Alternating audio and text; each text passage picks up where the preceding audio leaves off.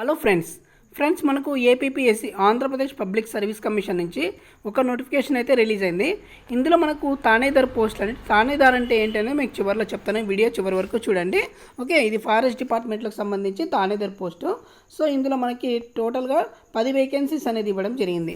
So ఇక salary చూసినట్లయితే 20,600 నుంచి 63,600 అనేది ఇవ్వడం జరిగింది. సో మనకి దాదాపుగా 35,000 రూపాయల శాలరీ అనేది చేతిలో తీసుకోవచ్చు ఫ్రెండ్స్. సో మనకి 18 నుంచి 30 సంవత్సరాలు ఉన్న వాళ్ళు ఎవరైనా అప్లై చేసుకోవచ్చు. సో మనకి స్టార్టింగ్ డేట్ చూసినట్లయితే 11/9/2025 నుంచి 1/10/2025 వరకు అనేది అప్లై చేసుకోవచ్చు ఫ్రెండ్స్. సో ఇందులో మనకి అప్లై చేసుకోవాలంటే ముందుగా ఓటీపీ రిజిస్ట్రేషన్ అనేది పూర్తి చేయాలి. ఓటీపీ రిజిస్ట్రేషన్ పూర్తి చేసుకున్న తర్వాతనే జాబ్కి అనేది అప్లై చేయాల్సి ఉంటుంది. సో మనకి ఓబీసీ వాళ్ళైతే నాన్ క్రిమీ లేయర్ సర్టిఫికేటు, అదేవిధంగా ఓబీసీ డొమిసైల్ సర్టిఫికేట్ అనేది అప్లోడ్ చేయాల్సి ఉంటుంది. సో వాళ్ళంతా రిజిస్ట్రేషన్ నెంబర్ అనేది ఎంటర్ చేయాల్సి ఉంటుంది, అప్లోడ్ చేయాల్సిన అవసరం లేదు, జస్ట్ రిజిస్ట్రేషన్ సరిపోతుంది. సో ఇది ఎక్కడ దొరుకుతుందంటే మనకి ఎక్కడ జిరాక్స్ సెంటర్లో సో డొమిసైల్ సర్టిఫికేట్ అంటే ఇస్తారు. ఇవి తీసుకెళ్ళి మీ దగ్గరలో ఉన్న ఎంఆర్ఓ ఆఫీస్లో వీఆర్ఓతోనో ఆర్ఐతోనో సో ఎంఆర్ఓతో సంతకం చేయిస్తే వాళ్ళు ఒక నెంబర్ రాసిస్తారండి, అదే domicile certificate. So okay, so తర్వాత మనకి ఈ ఓటీపీ రిజిస్ట్రేషన్ చేసుకునేటప్పుడు ముందుగా మనకి ముఖ్యంగా 4వ తరగతి నుంచి 10వ తరగతి వరకు స్టడీస్ కావాలి. అదేవిధంగా 10th mark list, inter mark list, degree ఉంటే డిగ్రీ మార్క్ లిస్టు, సో అదేవిధంగా పీజీ ఉంటే పీజీ, ఇలాంటివన్నీ సర్టిఫికేట్స్ అని కంపల్సరీగా డీటెయిల్స్ అనేది ఎంటర్ చేసేసి మనం మొత్తం మార్కులు ఎంటర్ చేసి ఫోటో అప్లోడ్ చేసేసి సంతకము ఇవన్నీ అప్లోడ్ చేసిన తర్వాత మనకి రిజిస్ట్రేషన్ అనేది ఓటీపీఆర్ అవుతుంది. ఆ తర్వాత ఓటీపీఆర్ నెంబర్ మీద మనము ఒక పాస్వర్డ్ అనేది క్రియేట్ చేసుకొని సో తర్వాత మనకు రెండో ప్రాసెస్ అనమాట, అంటే ఆన్లైన్లో అప్లై చేయడం, జాబ్కి అప్లై చేయడం. సో ముందుగా రిజిస్ట్రేషన్ అయితే పూర్తయిన తర్వాతనే మీకు ఆ జాబ్కి అనేది అప్లై చేసుకోవాల్సి ఉంటుంది. ఓకే, సో మరి ముందుగా ఓటీపీఆర్ ఎలా చేసుకోవాలో చెప్పాను కదా. సో తర్వాత ఏముంటుందంటే సో డిస్ట్రిక్ట్ క్యాడర్ ఇక్కడ చూడొచ్చు మనము థానేదార్ in AP forest subordinate services అనేది 10 వేకెన్సీస్ అనేది ఇవ్వడం జరిగింది.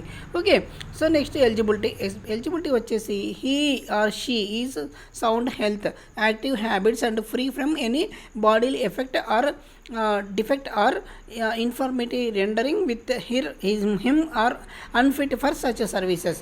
సో ఈ పోస్టులకు వచ్చేసి మనకు సో వీళ్ళెవరు కూడా ఫిట్గా లేని వాళ్ళు అయితే అప్లై చేసుకోకూడదు అని చెప్పేసి ఇవ్వడం జరిగింది. సో ఎవరైతే బాడీ ఫిట్గా ఉంటుందో వాళ్ళు మాత్రం అప్లై చేసుకోవచ్చు. ఇంకో విషయం ఏంటంటే మనకు సో మహిళలు అప్లై చేసుకోవచ్చు, పురుషులు కూడా అప్లై చేసుకోవచ్చు ఈ జాబ్స్కి.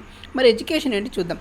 So the candidate should possess the prescribed academic qualification as in the date of notification. The date of this notification shall be crucial date of conducting the experience including the practical experience and expect other than prescribed education qualification. Okay, so ఇక్కడ చూడొచ్చు మనం education చూసినట్టయితే must have passed intermediate. Okay, so మనకి intermediate ఉన్న వాళ్ళు ఎవరైనా apply చేసుకోవచ్చు ఈ పోస్ట్కి. సో మరి హైట్ చూసినట్లయితే 163 తప్పక ఉండాలండి, 163 సెంటీమీటర్లు ఉంటేనే అప్లై చేసుకోండి. అదేవిధంగా చెస్ట్ వచ్చేసి 84 సెంటీమీటర్లు అనేది ఖచ్చితంగా ఉండాలి. ఇక ఊపిరి పీల్చేటప్పుడు 5 సెంటీమీటర్లు అనేది ఇన్స్పిరేషన్లో ఉండాలన్నమాట. ఓకే, ఒకవేళ అమ్మాయిలు అయితే 150 సెంటీమీటర్లు తప్పక ఉండాలి, వీళ్ళు కూడా 84 సెంటీమీటర్లు అనేది ఉంటే సరిపోతుంది. ఓకే, సో ఇది విషయము. ఇంకా ఎవరైనా అప్లై చేసుకోవాలనుకుంటే అప్లై చేసుకోవచ్చు. నెక్స్ట్ ఒకవేళ ఎన్సీసీ ఉందనుకోండి, వీళ్ళకి బోనస్ మార్క్స్ అనేది కూడా యాడ్ చేయడం జరుగుతుంది. సో మీరు అప్లై చేసేటప్పుడు ఎన్సీసీ ఉందా అని అడుగుతారు. సో అప్లై చేసేటప్పుడు ఎన్సీసీ ఉందా ఉంటే కనుక మనం ఎన్సీసీ ఏ బీసీ ఏది ఉంటే అది సో మనం ఎంటర్ చేయాల్సి ఉంటుంది ఖచ్చితంగా. ఓకే, సో మీరు ప్రతిదీ కూడా అప్లై చేసేటప్పుడు జాగ్రత్తగా చేసుకోండి, ఒకసారి మిస్టేక్ అయితే మళ్ళీ ఎడిట్ చేయడం కుదరదు. ఓకే, సో కాబట్టి చేసుకున్న తర్వాతనే మనం అప్లై చేసుకోండి. ఓకే, ఇక్కడ నెక్స్ట్ చూసినట్లయితే మనకు so local candidates, non local candidates ఎవరైనా అప్లై చేసుకోవచ్చు అండి. మనం ఏపీ వాళ్ళు కావచ్చు, తెలంగాణ వాళ్ళు కావచ్చు, నాన్ లోకల్ కూడా చేసుకోవచ్చు అని చెప్పేసి ఇవ్వడం జరిగింది. So the details of districts and divisions are given below. So మనకి ఇక్కడ చూడొచ్చు శ్రీకాకుళం, విజయనగరం, విశాఖపట్నం, ఈస్ట్ గోదావరి, ఇక శ్రీకాకుళం, విజయనగరం, విశాఖపట్నం, నర్సీపట్నం, పాడేరు, కాకినాడ, చింటూరు అండి. ఓకే, సో నెక్స్ట్ చూసినట్లయితే ఇక్కడ వెస్ట్ గోదావరి, ఏలూరు, కృష్ణ, గుంటూరు ఈ విధంగా ఇవ్వడం జరిగింది. సో కర్నూలు, నంద్యాల, ఆత్మకూరు అనేది ఇవ్వడం జరిగింది వేకెన్సీస్ అనేది. ఓకే, సో మీరు చూసుకొని అప్లై చేసుకోవాలి ఫ్రెండ్స్, మీకు ఉన్నాయా లేదా అని, మీ క్యాస్ట్కి ఉన్నాయా లేదా అని కూడా చూసుకోండి. ఓకే, ఇక ఏజ్ లిమిట్ చూసినట్లయితే మనకు 18 నుంచి 30 సంవత్సరాలు అనేది ఇవ్వడం జరిగింది. కట్ ఆఫ్ డేట్ 1/7/2025 18 ఉంటే సరిపోతుంది ఫ్రెండ్స్. ఇక ఎస్సీ, ఎస్టీ, ఈడబ్ల్యూఎస్, అదేవిధంగా బీసీలకు కూడా 5 సంవత్సరాలు అనేది సడలింపు అనేది ఇవ్వడం జరిగింది. సో 30 ప్లస్ ఒక 35 సంవత్సరాలు ఉన్న వాళ్ళు కూడా అప్లై చేసుకోవచ్చు అండి. 35 ఒక రోజు దాటినా కూడా అప్లై చేసుకోవడానికి లేదు, 35 లోపల ఉంటే సరిపోతుంది. ఓకే, ఇక నెక్స్ట్ వచ్చేసి హౌ టు అప్లై చెప్పాను కదా మీకు ఆల్రెడీ రిజిస్ట్రేషన్ చేసుకోవాలని చెప్పేసి. సో సార్ అండి ఇక్కడ ఒకసారి చూసుకోండి, ఏజ్ లిమిట్ అనేది ఒకసారి చూసుకోండి. మీరు ఏజ్ లిమిట్ ఉంటేనే చేసుకోండి, లేకపోతే ఓపెన్ కాదు, అనవసరంగా వేస్ట్ చేసుకోవద్దండి. Okay, how to apply. So మనకి రిజిస్ట్రేషన్ ఓటీపీఆర్ చేసుకోవాలి. ఆ తర్వాత మనకు వచ్చిన నెంబర్తో మన పాస్వర్డ్ క్రియేట్ చేసుకొని మనకు రిజిస్ట్రేషన్ అనేది చేసుకోవాల్సి ఉంటుంది. ఇంకా పేమెంట్ ప్రాసెస్ చూసినట్లయితే మనకు ఖచ్చితంగా ప్రతి ఒక్కరు పే చేయాల్సిందేనండి. సో 250 రూపాయలు ప్లస్ 80 రూపాయలు అనేది ఓసీ అభ్యర్థులు పే చేయాలి. అదేవిధంగా ఈడబ్ల్యూఎస్ ఉన్న వాళ్ళు కూడా 250 రూపాయలు ప్లస్ 80 రూపాయలు అనేది పే చేయాల్సి ఉంటుంది.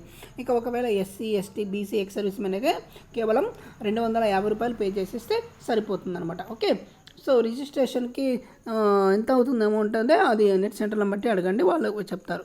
ఓకే, మోడ్ ఆఫ్ పేమెంట్ ఇది క్రెడిట్ కార్డు కానీ డెబిట్ కార్డు ద్వారా కానీ పే చేసుకోవచ్చు. ఇంకా స్కీమ్ ఆఫ్ ఎగ్జామినేషన్, అదేవిధంగా centres of written examination. So centres వచ్చేసి మనకు దగ్గరలోనే ఉంటాయండి. మ్యాక్సిమము కర్నూలు, అనంతపురు, లేకపోతే చిత్తూరు, కడప, ఇలా దగ్గర రాయలసీమ రీజన్ వాళ్ళకి ఈ విధంగా ఉంటాయి. విశాఖపట్నం, విజయవాడ, గుంటూరు ఇలాంటివన్నీ అటు సైడ్ వాళ్ళకు ఉంటాయండి.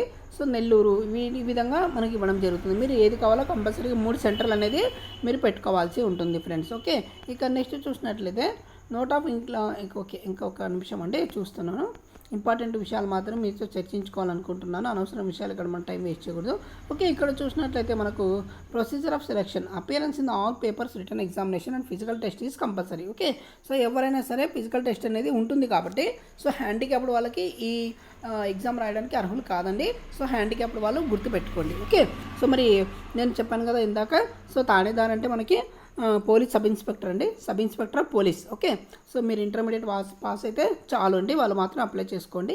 ఇక నెక్స్ట్ ఇంటర్ చదువుతున్న వాళ్ళు కూడా అప్లై చేసుకోవచ్చా అంటే లేదండి, కంపల్సరీగా ఇంటర్ కంప్లీట్ అయ్యింటనే చేసుకోండి. ఇక ఇక్కడ చూడొచ్చు మనకి open competition plus ex service men EWS 40% ఉంటే మనకి సరిపోతుందండి. ఇక నెక్స్ట్ బ్యాక్వర్డ్ క్లాస్ వచ్చేసి 35%, ఎస్సీ ఎస్టీలకు 30% వస్తే సరిపోతుంది మనం రాసిన ఎగ్జామ్లో. ఓకే, ఇక నెక్స్ట్ చూసినట్లయితే సో ఇక్కడ డిపార్ట్మెంట్లో ఆల్రెడీ డిపార్ట్మెంట్ చేస్తున్నారనుకోండి వాళ్ళు, సో కంపల్సరీగా మనకి ఉన్నటువంటి ఎన్ఓసి సర్టిఫికేట్లు అనేది కంపల్సరీగా సర్వీస్ డేట్ ఇవన్నీ ఎంటర్ చేయాల్సి ఉంటుంది. ఇక్కడ చూసినట్లయితే మనకు సబార్డినేట్ సర్వీస్ చూసినట్లయితే బ్రేకప్ వేకెన్సీ చూస్తే మనకు నర్సీపట్నం ఓసీకి 1 ఇచ్చారండి. నెక్స్ట్ కాకినాడ డివిజన్లో ఎస్టీకి 3 ఇచ్చారు, గిద్దలూరు డివిజన్లో 1 ఇచ్చారండి, బీసీఏకి ఉంది ఖాళీ అది. నెక్స్ట్ నంద్యాల డివిజన్లో ఓసీకి 1 ఇచ్చారు. సో చిత్తూరు వెస్ట్ డివిజన్లో 1 ఇచ్చారు ఎస్సీ గ్రూప్కి. సో ఈ విధంగా ఇవ్వడం జరిగింది. కడపలో 1, ఇంకా చిత్తూరు ఈస్ట్లో 1 ఇచ్చారు, రాజంపేటలో డివిజన్లో 1 ఇచ్చారు. సో ఓసీలకి ఎక్కువ ఉన్నాయి, మిగతా అభ్యర్థులకు ఒక్కొక్కటి ఇవ్వడం జరిగింది. ఓకే, సో కాబట్టి మీరు చూసుకొని అప్లై చేసుకొని మీ ఖాళీలు ఉన్నాయా లేదా ఓపెన్లో చేసుకోవచ్చు అనేది కూడా చూసుకొని చేసుకోండి ఫ్రెండ్స్. ఇక్కడ ఎగ్జామ్ చూసినట్లయితే మనకు సో పేపర్ 1 వచ్చేసి జనరల్ స్టడీస్ మెంటల్ అబిలిటీ ఉంటుంది. నెక్స్ట్ పేపర్ 2 వచ్చేసి general science and general mathematics ఉంటుంది. ఇది స్టాండర్డ్ వచ్చేసి 10th క్లాస్ లెవెల్ అనే ఇస్తారండి. ఇక నెక్స్ట్ వచ్చేసి ఇక్కడ రైటింగ్ ఎస్సే ఉంటుందండి, ఇంగ్లీష్ ఆర్ తెలుగులో లేదా ఉర్దూలో ఒకటి డిస్క్రిప్టివ్ టెస్ట్ కూడా రాయాల్సి ఉంటుంది.